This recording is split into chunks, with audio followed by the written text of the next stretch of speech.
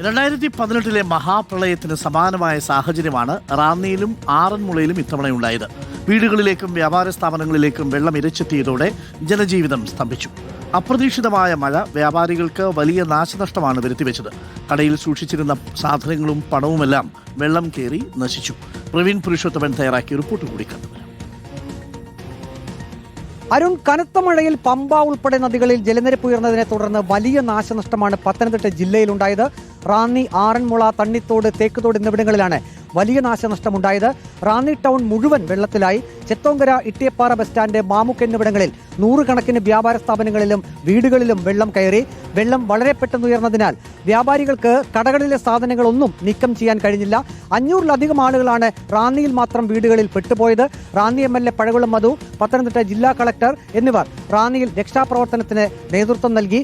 NDRFും ഫയർഫോഴ്സും ഡിങ്കികളിൽ ആളുകളെ കരയിലേക്ക് എത്തിച്ചു. കുട്ടവഞ്ചികളും രക്ഷാപ്രവർത്തനത്തിന് എത്തിച്ചു.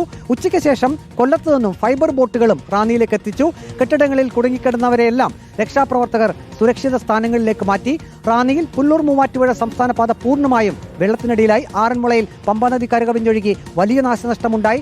ആറന്മുള സത്രക്കടവ്, ആൽത്തറ ജംഗ്ഷൻ, ഐക്കര ഭാഗങ്ങളിലെല്ലാം വെള്ളം കയറി. അബിൻ വർക്കി MLAയുടെ നേതൃത്വത്തിൽ രക്ഷാപ്രവർത്തനം ആറന്മുളയിൽ നടത്തി. ചെറുവള്ളങ്ങളിൽ വീടുകളിൽ നിന്നും ആളുകളെ സുരക്ഷിത സ്ഥാനങ്ങളിലേക്ക് മാറ്റി. തേക്കുതോട്, തണ്ണിത്തോട് ജംഗ്ഷനുകളിൽ വെള്ളം കയറി. മലയോര മേഖലകളിൽ മണ്ണിടിച്ചിലുണ്ടായി. കോന്നി MLA KU ജനീഷ് കുമാറിന്റെ നേതൃത്വത്തിൽ രക്ഷാപ്രവർത്തനം നടത്തി. തോടുകളിൽ ജലനിരപ്പ് ക്രമാതീതമായി ഉയർന്നു.